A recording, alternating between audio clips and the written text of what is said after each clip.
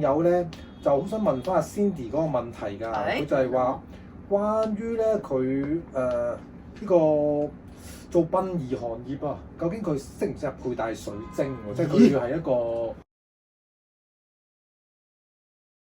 香港不設防，大家一齊講。Hello， 大家好，香港不設防第5集係黃家 Ken、潮雲山 Cindy、中環嘅 Cancer， 歡迎大家嚟到我哋嘅頻道。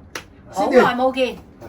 咩叫做點解我哋頻道要叫做香港不設防咧？今集你講下。其實應該係咪即係乜嘢都噏得咧？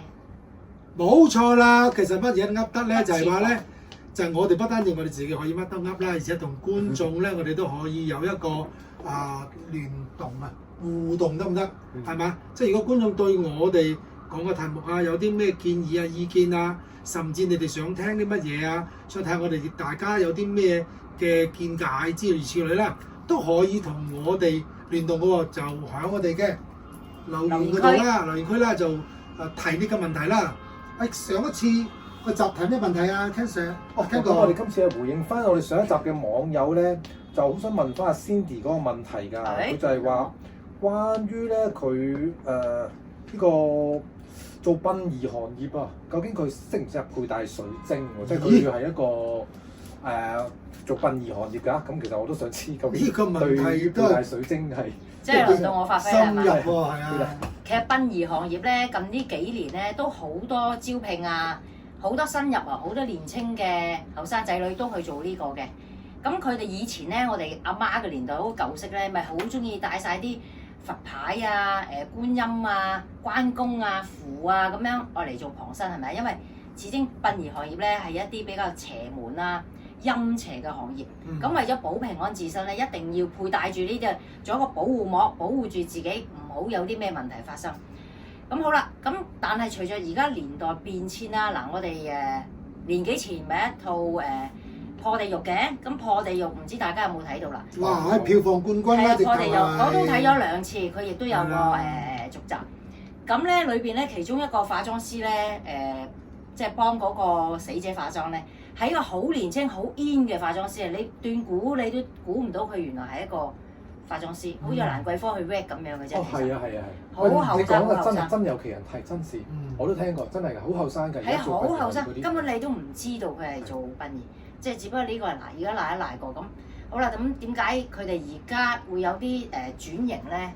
就係嗱，以前就話帶住呢啲符咒啊，或者佛牌、泰國佛牌啊咁有少少老土啦，或者唔係咁時尚啦。咁而家咧就變咗佢哋趨向咧就會戴水晶手串啦。咁水晶手串有咩好咧？第一佢就比較冇咁老土，同埋佢亦都可以做一個時尚飾物。最重要就係水晶佢係講磁場啊嘛。咁佢係俾一個正能量嘅磁場、正氣嘅磁場俾嗰個人佩戴者，令到佢嗰個產生一個正能量。唔好嗱如果你做殯儀行業，一定係邪門。咁你去嗰啲邪嘅地方，咁你個人嘅如果仲係一個偏嘅能量或者唔好嘅能量，你嘅自身咪唔好咯。咁所以而家咧好多都會戴水晶手串啦、黑曜石啊、金曜石啊、金運石啊、黑髮晶啊，呢啲愛嚟擋一擋邪，亦都可以靚啦。嗱，水晶亦都唔平嘅喎，所以你都唔好以為好似好平咁，其實貴起上嚟都可以好貴㗎。冇錯冇錯。嗱呢個能量咧就係對於行業就幾緊要㗎啦，不過我記得有出戲咧，叫做《大鬧廣昌隆》。哇！鬼片嚟㗎喎。係啊，19無線都做過㗎喎。電視劇又係周海媚同埋嗰個男仔邊個咧？有啲扮張學友嗰個叫做咩？林家棟。係林家棟冇錯，林家棟係林家棟啊。係啦，林家棟就嗰出戲咧。我記得我哋夜晚咧都 keep 住又睇完之後有啲驚驚地咁樣。我都成日追啊，大佬。咩叫廣昌隆咧？話事解？咁又唔知。我哋解釋下先。廣昌隆咧，其實咧據我有限嘅知識咧，就無限嘅解釋啦。犀利！係啦，廣昌隆其實係一個洋行嚟嘅。哦。大家知唔知咩叫洋行咧？唔知。粵語殘片就成日講洋行啦。聽得到係乜？其實賣布行嗰啲洋服啊啲嘢。其中一行。哦。總之咧就無論我哋香港咧係點解叫香港香啊咩咧？有人話就話啲檀香成日講到好香，有啲人就話咧，因為做轉口貿易揾到食。我哋呢個港口嘅角色咧，從1949年特別香啦，之前香香地嘅，1949年特別香啲，知唔知點解特別香啲啊？係咪就係當時香港四小龍嗰個引申嚟香港？都可以四小龍嘅引申嘅，但係49年代表咩？新中國成立啊，英美對大陸嗰種封鎖，剩低一個出海口就係香港啦。所以咧，全中國嘅貨物基本上要出去海外咧，或者入口咧，都必經香港。哦。所以咧，當時個洋行咧就好多啦。大鬧廣昌隆咧，就當時係呢個時期產生嘅問題嚟嘅。其實咧，當時係令香港咧，因為香港地好細啦，人口好少啦嚇，但係個貿易量咁大啦。喂，左手交右手嘅啫喎，洋行啫咩？買板即係攞個板上大陸俾你。哇！啱啱啊，啱啊俾你，咁啊你咪俾錢我咯，我咪賺得手咯。好啦，出邊就攞咗你嗰啲板咯，咩土特產啊，咩酒啊、白糖啊，甚至礦石啊，噼里呱啦咁咪出去。咦啱啊，又出口咯。所以當時大陸未入 WTO， 即係叫做世界貿易組織之前咧，基本上經香港嘅。無論你上海嗰邊都封咗㗎啦。所以話咧，香港就咁香，而且造就咗香港騰飛。記唔記得香港騰飛嘅時間係幾時開始起飛咧？呢個真係超係等阿 Ken Sir 你講。都係60年代尾70年代初，係咪開始穿膠花啦？穿膠花？係啊。我穿過喎。係。唔犀利。咁啊。穿膠花喎。你個隔離。當時李嘉誠嘅時候話你。我正想講，你隔離係咪有李生先？係咪做紅 A 先？哇！紅 A 係一個塑膠嘅好名牌嘅。係啊，大家知唔知咩叫紅 A 先？而家都仲有㗎，不過難揾啲咁解。轉係水殼啊！當時制水咧，個個要攞住個水桶。係啦，紅 A 產品啊。係點解我哋會突然之間講呢樣嘢咧？其實咧，我哋香港嗰種風光咧，我哋要知道個原因。而家咧，啱先嘅話題叫做咩？四小龍個消失事件簿，我哋香港係其中一龍喎。四小龍係邊四小啊？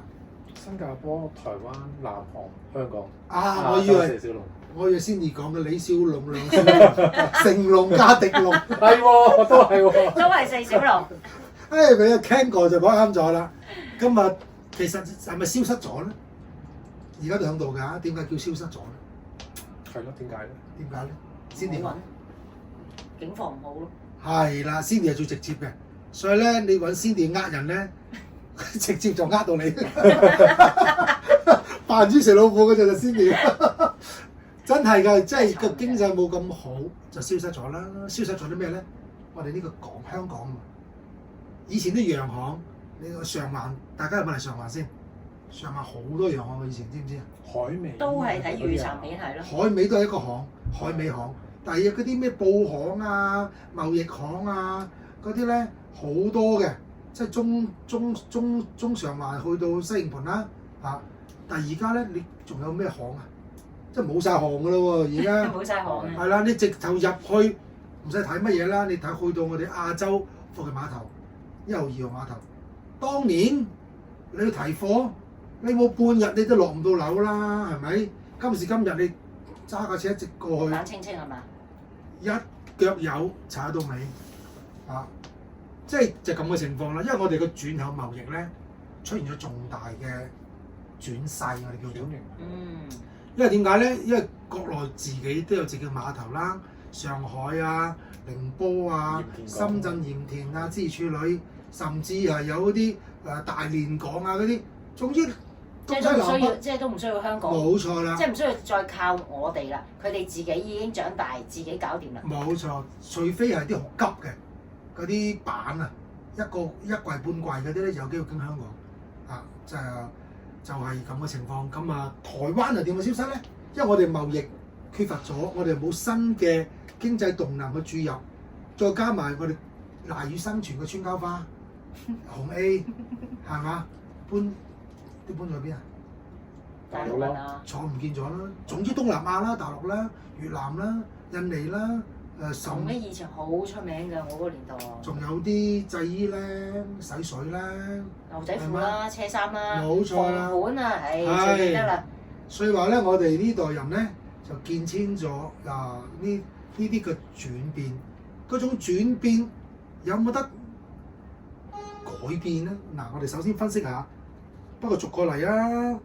新加坡而家新加坡好似都唔係差得咁遠啫喎，都係一個金融中心，因為佢個金融制度新加坡比香港仲細，係咪？但係好多香港人都移民過新加坡，係咪啊？有冇啊？都好多㗎。點解啊？香港好地地啫，就點解走新加坡？因為佢覺得新加坡係好自由啊，即係好似香港回歸咗之後，好似冇以前咁自由，有啲驚冇自由係咪？係咪真係咧？特別有咗國安法之後，係咪真係冇自由咧？嗱，呢個就後分解嚇，因為我哋每一個人嘅感受都唔同嘅，係咪？就企喺每一個人個角度同埋立場個問題睇出嚟都唔同嘅。我哋講新加坡先啦，新加坡而家物價係比香港貴好多嘅，知唔知啊？成本就貴好多嘅喎，所以咧但係佢一定新加坡有個地利，佢地利在哪裏咧？佢有個地利。馬六甲海峽，海峽啦，係啊，海峽。係啊，經佢度過咧，買路錢啊，所以香港而家係佢啊，相比之下就係嘛啊，但係而家咧經過好多航道咧，都開始一帶一路啊，開始都係有啲影響嘅，但係影響有幾多咧都未知。跟住就南航啦，南航以前最勁係咩啊？我都唔知。製造業啦，造船啦。同埋佢個三星啦。喂，我有一個啱啱我講咗一個突然間一個諗法，我好奇怪。係。如果我真係問阿 Ken Sir 知唔知？嗱，如果亞洲四小龍，我相信就算而家聽緊嘅觀眾都好奇怪一樣嘢，點解會唔係有日本粉喎？嗱，日本反而係咪應該嗰陣時好勁咧？點解喺亞洲四小龍唔係數日本咧？日本咧係咁樣嘅，日本咧佢個經濟體系咧好大嘅，當時嘅世界第2嘅。所以叫大龍唔係叫小龍。哦咁啊，咁呢個真係係啊，原來當時佢如果亞洲四小龍冇日本分，因為佢係大龍。佢大龍啊！佢嘅經濟係真啊！哇，真係你有冇留意？即係大家有冇留意下消失的30年咧？日本嘅經濟迷失咗30年。迷失咗30年，點解會迷失咗30年咧？因為廣場協議咯，令到佢嗰個幣值升。點解有廣場協議咧？因為擺明美國佬要撳佢咯，因為佢爬升得犀利啊嘛。因為佢嘅 GDP 去到美國嘅60%，係美國就揼你啦。係。當年德國去到60%就揼你。係。英國都係啦，唔使講啦。日本去到 GDP 去到佢60%又揼佢，跟住到邊個啊？中國係咪去到個60%啊？未。表面未，實際分分鐘好多人話超越添。點解？咁有啲數字上嘅嘢係中國唔會浮晒面咯。嗱，冇錯啦 ，Ken 哥都 Ken 哥，我哋大家發覺聽嗰啲咧都有啲睇法嘅。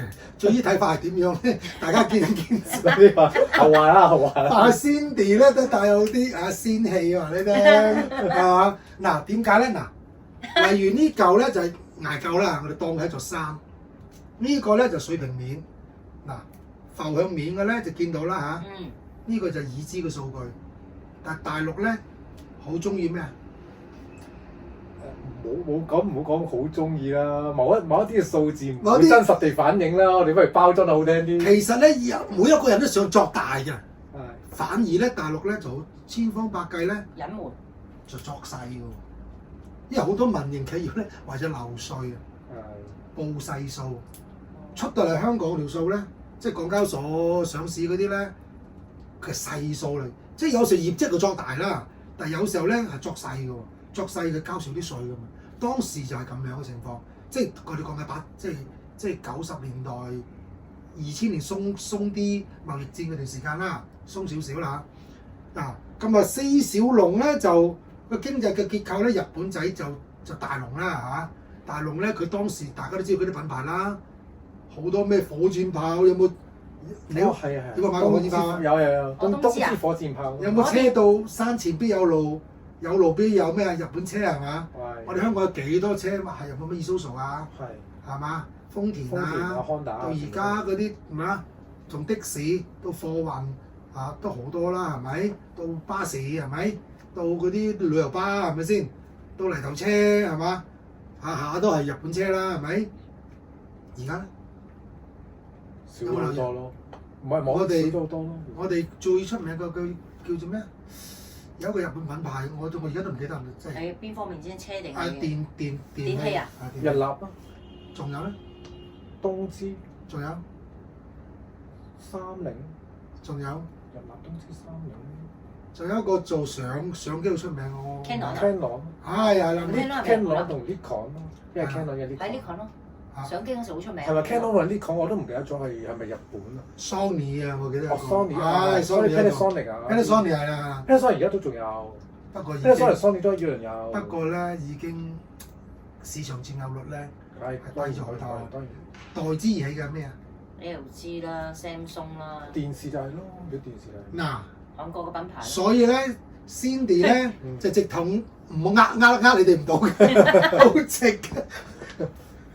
佢講嘅就係一個事實，亦都係一個真理。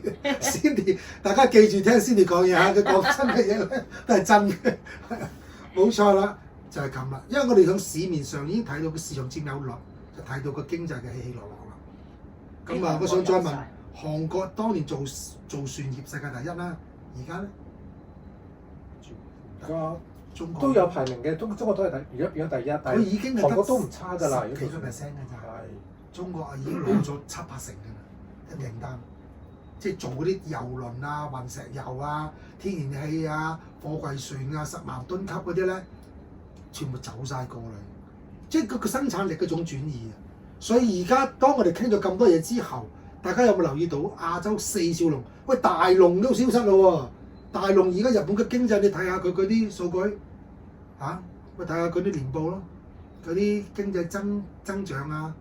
你都睇到㗎啦，係咪？咁啊4小龍大龍都已經散晒啦，仲話小龍冒起嘅咩巨龍啊！而家世界經濟體系第2係邊個？